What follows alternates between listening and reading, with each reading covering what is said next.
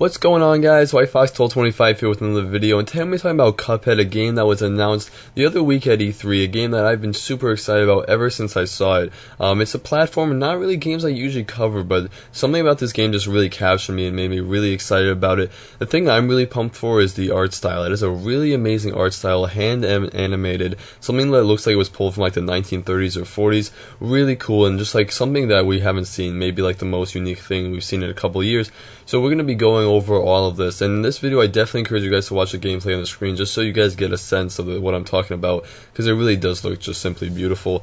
Moving in, guys, let's just talk about the gameplay first. So it is an action platformer.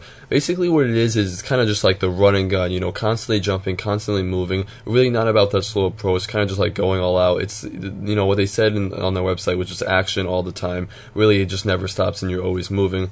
So they're really bringing that run and gun style of gameplay into the game. So there are two characters in the game. You can play as Cuphead or Mugman. Kind of basically the background of the story is that they made this bet with the devil, they lost, and now, you know, they kind of like spared his life, but they have to like do his bidding, and that's kind of how the story starts.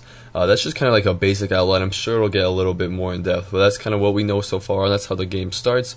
But you can play as either Cuphead or Mugman in single player, but there's also going to be a two-player co-op option, so you can play with a buddy, and you know, you'll each play as one of those characters.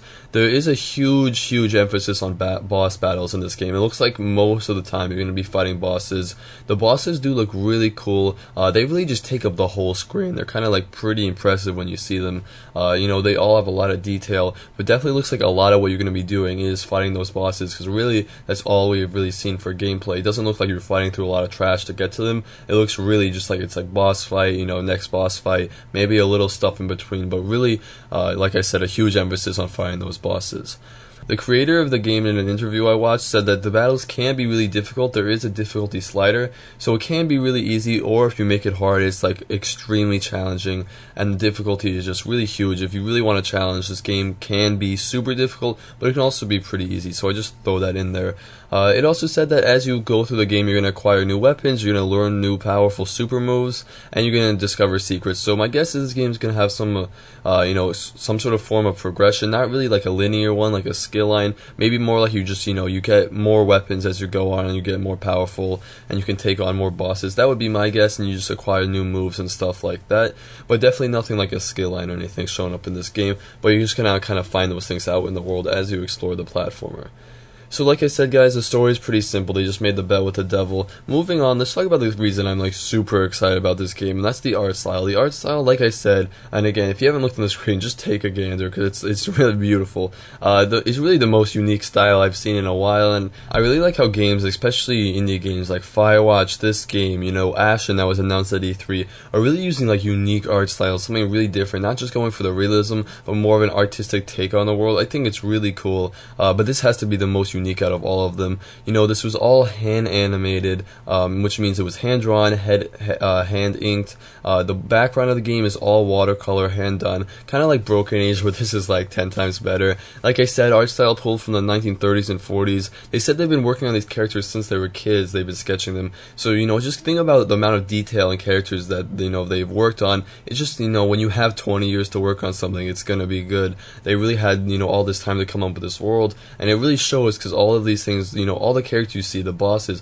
are just so unique, and it looks like a world that I just can't wait to get in the game, just mostly because of the art style. Honestly, I like platformers, but I'm not a person who would just buy a platformer because I want to play a new one. This really is just attracting me so much, just because of how beautiful, you know, playing the game is going to be, just because of the world that you're in.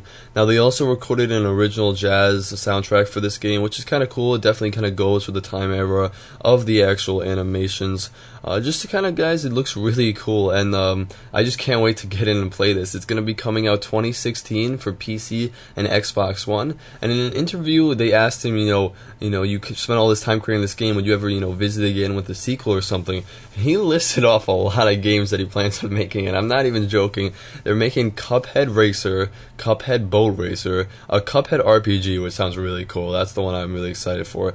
Cuphead Horse Racing, Cuphead Horse Racing 2, and then they're gonna make some board games and some trading cards. So definitely they have a lot planned out over the next couple years, or even beyond that. So definitely gonna see some more from Cuphead. If you guys want to see more on my channel about Cuphead, make sure to hit that subscribe button. If you liked the video, give it a like. Thank you guys for watching. I'm gonna be covering E3 even more as we go on. You know, the indie games like Ashen, I'm gonna make a video on, and even other AAA titles like The Division, even though we didn't get that much news on it.